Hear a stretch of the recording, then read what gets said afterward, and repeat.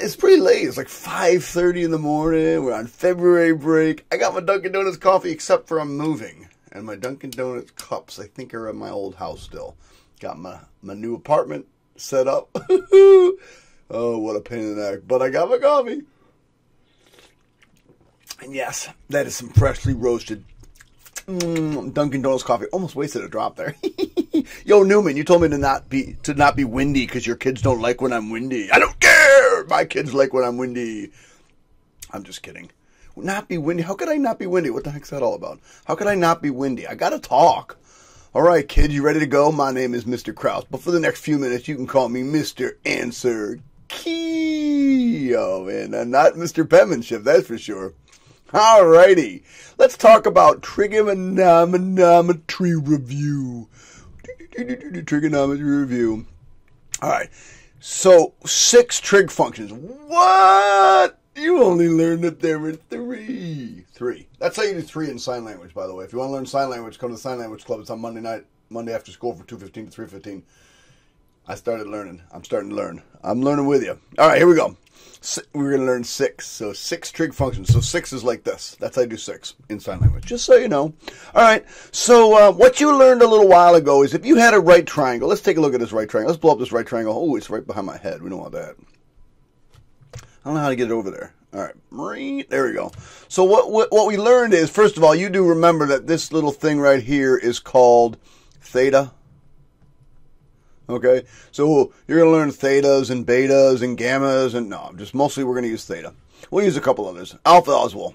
So if I'm talking about this angle right here, angle theta, what we like to do is we like to label this right triangle. Now again, this is right triangle trig, not any triangle trig. Right now we're doing right triangle trig. So when I'm looking at this right triangle, the first thing I want to recognize is I want to figure out what is opposite, what is adjacent, which means next to, and what is hypotenuse. Now, hypotenuse is really easy. It's always right here. It is opposite the 90-degree angle. I know these are things that I shouldn't have to tell you, and you're probably like, Mr. Krause, drink some more coffee so you can go a little bit faster so we can talk, so I can get through this video a little bit quicker, but I don't want to. I want to make sure you understand things. So that's hypotenuse. So we'll label that hypotenuse. You can label H, or you can label it hype. Like I'm about to start getting hype. All right, then the next one you want to really hit is adjacent, or excuse me, is opposite, because that's really easy. What you do is you find the angle and you say, okay, what is opposite of the angle? Well, that's over here. That's opposite. OPP. Oh, you down with OPP? Yeah, I'm down with OPP. And then that only leaves adjacent. Adjacent means next to. Now, there are actually 2 angles that are next to this right here and here. Those are the 2 sides. Excuse me, there are 2 sides next to the angle theta. But one of them is called the hypotenuse, so the other one's called the adjacent. Okay, so labeling a triangle shouldn't be very difficult. So you learned a few tricks. You learned that sine is equal to opposite over hypotenuse. You learned that adjacent is equal to adjacent over hypotenuse. And you learned that tangent is equal to opposite over adjacent. You also probably learned a few funny ways to remember that. Oh, where am I going? Some of your teachers used to call this SOHCAHTOA. SOHCAHTOA.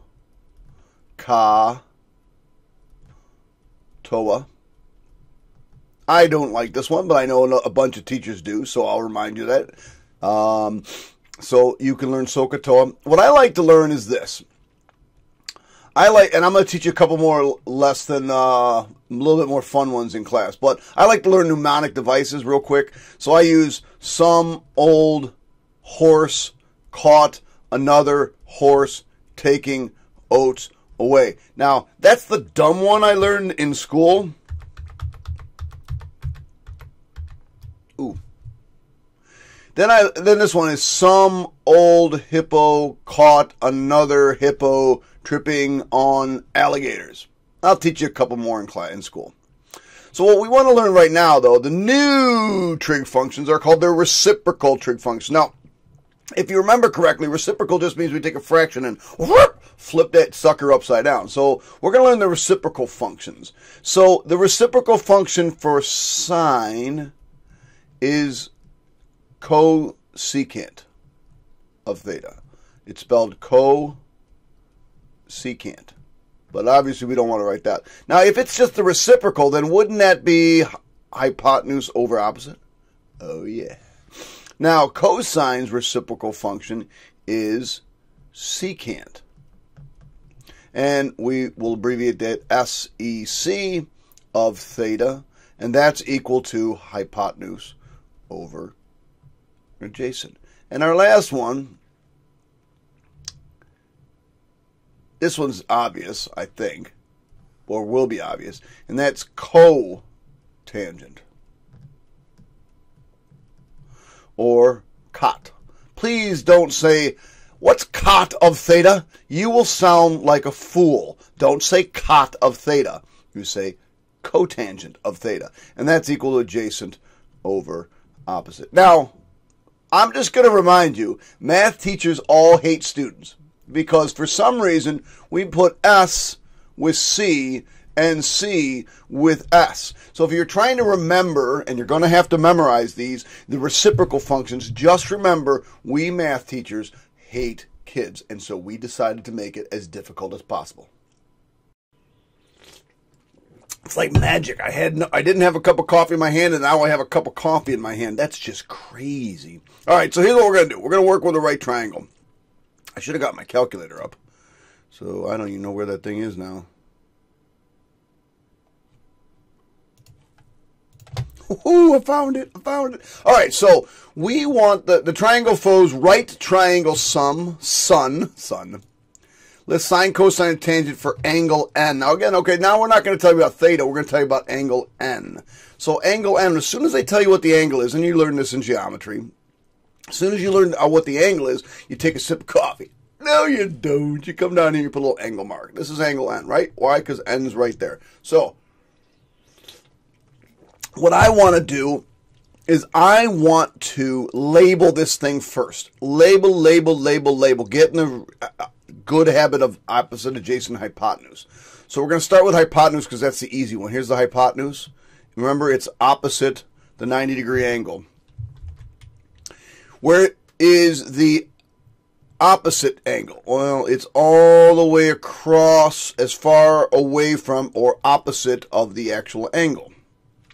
And then the latest one, then the final one, is the adjacent side. So we label it, and there we go. No problem. So what I'm going to do is I'm going to list out the 3 trig functions. Now, what I want you to do when you're doing these things, and I think Miss Newman does this as well, is really, especially in the first couple of, first week of doing this, write this stuff out. Some old horse caught another horse tripping on alligators.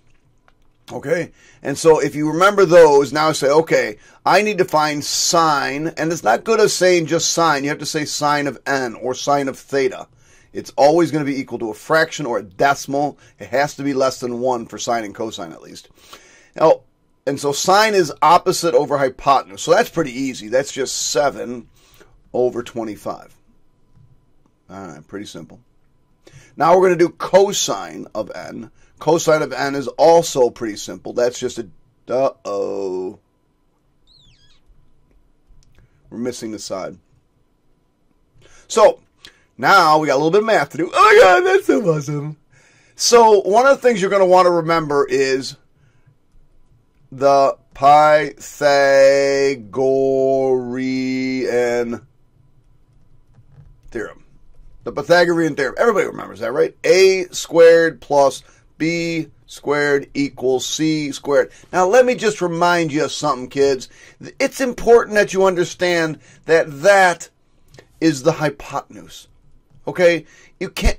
What the heck? That's the hypotenuse. You can't just randomly put numbers in there. That doesn't even make sense. You got to have the hypotenuse. So let's do that real quick. 7 squared plus... Oh, let's call this x. X squared equals 25 squared. Well, this is 49 plus x squared equals 625. We're going to subtract 49. So we'll come over to our calculator. And we'll do 625 minus 49. And hopefully we get a perfect square. 576. Get off. So x squared is equal to 576. Now, you already learned something last semester, so I'm going to remind you of something. If I take this and raise this to the 1 divided by 2, you should remember that's the square root, 24. If you don't like that, you can always do square root of 576, and you'll find out it's 24. But remember, 1/2 is an exponent, means square root. So if you have a number in there, just raise it to a 0.5, and it will tell you what it is. So x equals 24. So now we're good, 24. So now I can resume what I was doing. Cosine is 24 over 25. And finally, tangent of n is equal to opposite over adjacent, so that would be 7 over 24. Okay? There's that, kids. All right, let's get moving. Oh, by the way, this is a Pythagorean triple. The Pythagorean triples, I think, and Miss Newman thinks you should know, are 3, 4, 5, or any multiple of 3, 4, 5. 6, 8, 10, 9, 12, 15. These are all multiples of the 3, 4, 5 right triangle. The other one that's really famous is 5, 12, 13. I will not expect you to do the Pythagorean theorem on these three. I don't know about this new one, but if you got a 5, 12, 13, you should know it's a 5, 12, 13. And any multiple of that. 10, 24, that's a 4. 36, oh, excuse me, 39. Multiply, I got to multiply. Multiply by 2, 26. The triple one would be 15, 36, 39. Multiple of 5, multiple of 12, multiple of 13. There's also other ones. There's, what is it? Well, we'll do a couple others in a minute. So, here's what we got. If sine of theta is equal to 5/13, find the value of the other 5 trigonometric functions. All right, so here's how this works. You remember some old horse, some old hippo. Or so. When I tell you sine, by the way, drawing on this thing, on this tablet is a pain. By the way, when you draw a right triangle, first of all, try to make it look like a right triangle, and try to make one side a little bit shorter than the other. So this side is 5, this side is 13. Now, again, I just told you, wait a second, that's a 5, 12, 13 right triangle. Without doing the Pythagorean theorem, I ought to know that's 12. I should be able to go 5 squared plus 12 squared equals 13 squared. That's just one you should have memorized. Okay. Now, what I do is a little bit, I'm not sure, I think I do this. So first thing I'm going to do is I'm going to write my 6 trigonometric functions, or my 3 and then the reciprocals. So sine, some old horse caught another horse taking oats away. I'm going to write those down. But now here's what I'm going to do. Sine of theta. Ooh, theta. This is theta. Got to put theta in there. I almost forgot to put theta in there. Right? Because theta is opposite over hypotenuse. So sine of theta is equal to 5/13. Cosine of theta and tangent of theta. Let me get these 3 done first. So cosine is adjacent over hypotenuse. That would be 12 over 13. I didn't label this thing. That's awful. I should have labeled it. I apologize, kids. Don't yell at me. This is my hypotenuse. This is my opposite. And this is my adjacent. Right? Here's my angle. Right? Opposite. Hypotenuse is always across from the right angle. And then opposite's always opposite the angle. All right, let me go back to what I was doing. And then tangent is adjacent, opposite over adjacent. So that would be 5 over 12. Well, once I have these 3, getting the others are pretty simple. I'm going to do the reciprocals here. So the reciprocal of sine, because we hate students, is cosecant theta. And it is just the reciprocal of this. So it's 13 over 5.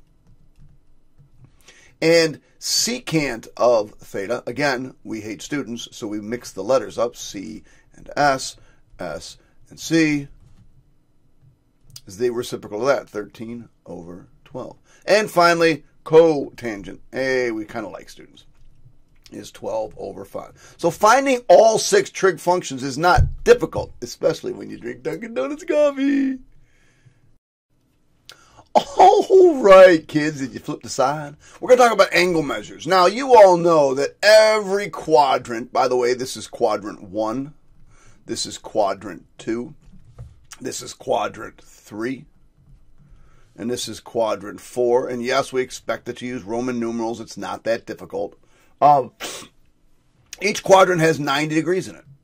90 degrees. So for a total of 90 times 4 is 360 degrees. Just like a circle, 360 degrees.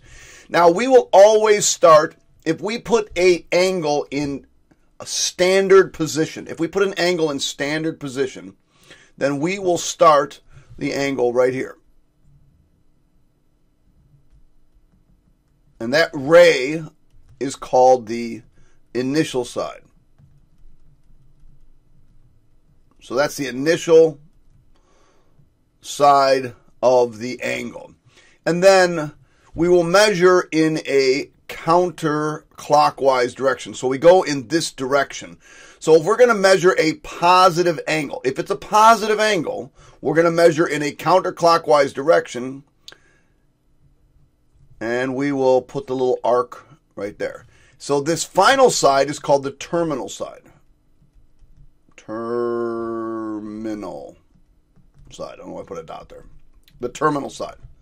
So an angle that's positive in standard position will have the initial side here and the terminal side here, and we'll be going in a counterclockwise direction. So therefore, if we have a negative angle, for example, we still have the same initial side, but instead of going in a clockwise direction, if I do this and I want a negative angle, I will show the angle mark by doing this.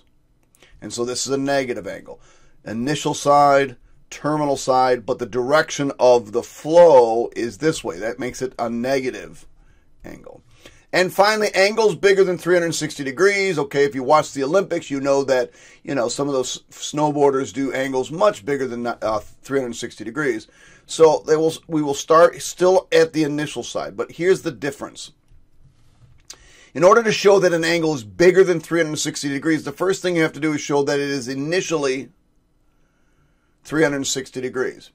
Now, if I have the terminal side over here, right, and I show this, well, that angle is going to be 360 degrees plus, I don't know, what is this? 140, maybe 140 degrees. So that angle will actually be something like 500 degrees. And when the skateboarders do 1.5 rotations, right? If they were to end here, that'd be a 540. If they were to go back all the way back around here, that'd be a 720, right? Any multiples of 360, they, going in the same direction. Anyway, those are angles. Those are how we measure angles, and those are how we write angles in standard position. All right, we're going to convert from radians to degrees.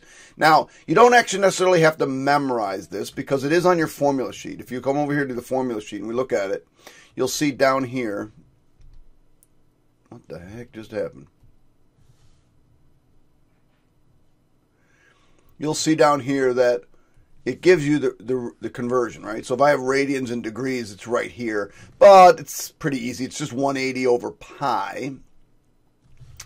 We're going to convert from degrees to radians. Now, we haven't really talked about radians yet. I think they did that in algebra, or in Algebra 2. We'll do a little bit of it talking about it in class. But just real quick, to convert from radians to degrees, you should have learned that 1 radian is equal to the distance around the circle. That's the length of 1 radius. So if I had, let me just real quick, I probably shouldn't be doing this. Nooms, don't yell at me. So if I have a circle that's got a radius r, then if I measure this distance right here, and I just go along the circle, and that is supposed to pretend that's a circle, that same distance, r, then this angle measure, right here, theta, that's equal to 1 radian. And what you'd find out is, if you just kept going, that this would be 2 radians, and this would be 3 radians. Now you're thinking to yourself, well, why didn't they make it all the way halfway around to make it 3 radians? That's because if you go all the way to here, that would be 3.14159 radians. Well, what is 3.14159? That is pi. And we know that pi is equal to 180 degrees. So when we start working with radians, pi is equal to 180 degrees. Hence these conversions. If I want to go from, if pi is equal to 180 degrees, right, then doesn't this fraction right here just equal 1? And this fraction right here equals 1? So if you multiply by 1, does that change the value? It doesn't. It converts it, but it doesn't change it. Remember when we were doing rationalizing denominators, when we were multiplying by 1? We multiply by 1 not to change the value, but to convert it to something that's a little bit more interesting or less interesting. So let's do some conversions. This stuff's pretty easy, but I got to get there. All right, so we're going to convert from degrees to radians. So 60 degrees. So if you want to convert from degrees to radians, what you're going to do is you're going to multiply by 1. But here's the way I like to try to remember. We want to have pi in our answer. Because we don't have pi here, or we know that degrees are not pi, we want to have pi in our answer. So I put pi on top. If I want to get rid of pi, I put pi on the bottom. That's the easiest way. Or you just go to the formula sheet. So this is equal to 60 pi over 180. But we don't like that, because this can be reduced. 60 over 180 is 1/3, so this is really just pi over 3. 150. So we're going to multiply by pi over 180. Now, if you stink at fractions, 150 pi over 180. Let's say you stink at fractions and you can't tell what this is. You can always go over to the dumb machine, I like to call it the dumb machine, and do 150 divided by 180, and it will reduce it for you. Oh, 5 over 6. So this is 5 pi over 6. Now, it doesn't matter if it's negative or positive. It's still going to be done the same way. The only thing here is going to have a negative radian answer. Negative 45, we're going to multiply by pi over 180. So this is negative 45 pi over 180. Now, you really shouldn't need your calculator for this, right? 45 and 45 is 90. Two 90s are in 180. So this is really, so we know that 45 goes into 180 4 times. So negative pi over 4. And finally, 90 degrees. Oh, 90 degrees. What is 90 degrees? Well, if we multiply by pi over 180, that's just 90 pi over 180, or in other words, pi over 2. Wasn't it just half a pi? Half a pi. Pi is 180, so a half a pi is 90. So let's convert back. Now we have radians. So just like before, I said, okay, I want to get rid of pi. If I have degrees, I want pi, so I put it in the numerator.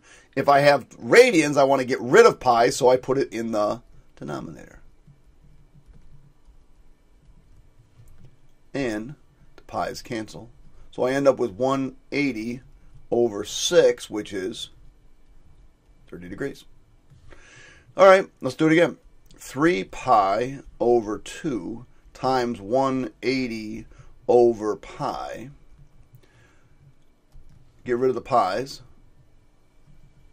And now I have 360 degrees over, oops. I don't have 360 degrees. I have 540 degrees over 2. And this is 270 degrees. Now, where did I get that from? 3 times 180 is 540. And then 540 divided by 2 is 270. Now let me show you another trick that we like to use. And that's the idea that I just showed you a couple of minutes ago. Where is it? And that's the idea that, okay, pi is really just 180. So if I want to convert from radians to degrees, then if pi is 180, can't I just do this? Can I just say, okay, this is really negative 3 times 180 over 4. In other words, pi is really just 180 degrees. Sure, why not? Isn't that what I've just done here? I multiplied 3 times 180, right? So that's all I'm doing up here. And 3 pi over 4. So 3 times 180, enter, divided by 4. You'll find out this is 135, right? So it's equal to 135 degrees. Now, you can't do that if I give you this, 3. But didn't I just talk to you a couple seconds ago? Didn't I say that 3.14 was 180 degrees? So shouldn't 3, where the heck did it go? Shouldn't 3 be around 180 degrees? Maybe 175? It's a little less. So I'm going to guess. This should be somewhere around 175 degrees. Well, how do I actually find out? Well, if they don't give it to you like, if they give it to you like this, then they want a decimal answer. So what we're going to do is we're going to take 3. And since we want to get rid of pi, we're going to multiply by 180 over pi. Remember, if we've got radians, you got to get rid of pi. So you can't do this one. You got to do this one on your calculator. So 3 times control division 180 over. Now pi is down here in this thing. Click and just press enter. 171.88 degrees. So this is 171.88 degrees. A little less than 180. All right, we're almost done. Let me do a little bit of practice here. So we're going to draw an angle of 210 degrees in standard form. So let me get these in first. I think I missed one.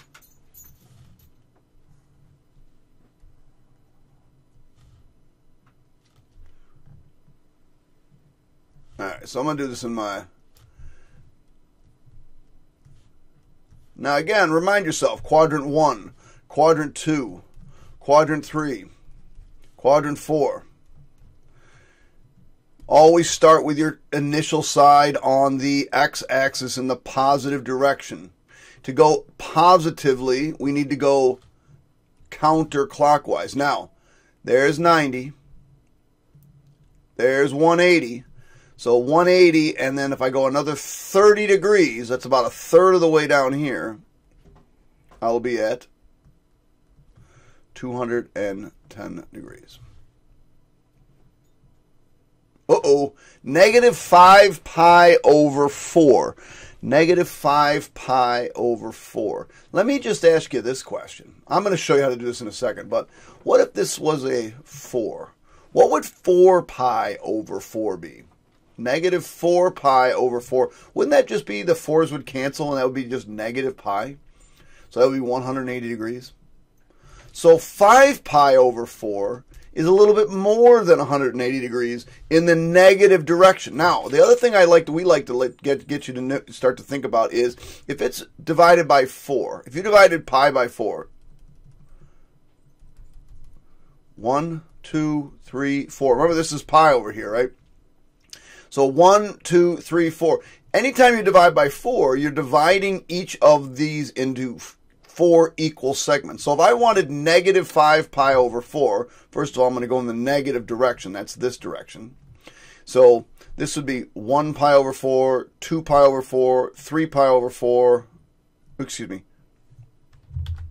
4 pi over 4, and 5 pi over 4. So that would be right here.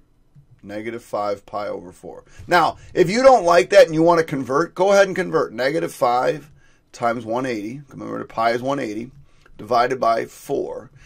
And you go to your calculator. Negative 5 times 180. Oh, crap. Gotta hit the negative button. Negative 5 times 180.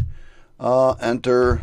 Divided by 4 is 225. So it's negative 225 degrees. So again, 90, 180, 225. Negative 225. So this is negative 5 pi over 4. Start thinking about breaking things up into radian measures. 600 degrees. Now, first of all, it's positive. But I just got to figure out how many degrees past 360 this is. So what I'm going to do is I'm going to subtract 360 off this. And I get 240 degrees. So I know that we're going to start on the initial side here. And we're going to go in this direction.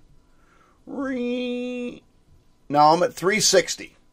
Now I got to go another 240 degrees. So 90, 180. Now I need to go 60 more. So that's about right. Oops, that's about right there. So that angle would be 600. Oops. 600 degrees. I believe that's it. Oops. Oh, you guys got to do the homework. The homework's yours. I do want to share one last thing with you, though.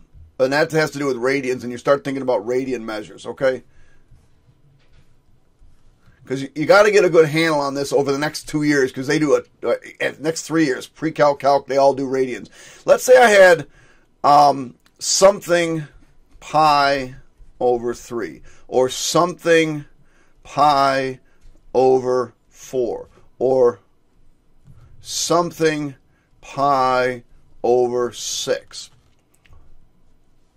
And I'll do pi over 2 in a second. So pi over 4, we already talked about pi over 4. Pi over 4 breaks things up into 1, 2, 3, 4. 45, 45, 45, and 45. By the way, if it ends in a 5, it's probably going to be a 5, or 4 as your denominator. Now, pi over 3, what we're going to do is we're going to break this up into 3 things. So if I take 180 degrees and divide by 3, that's 60. So 60, 120, and then 180. So this would be 60 degrees, another 60 degrees, and another 60 degrees.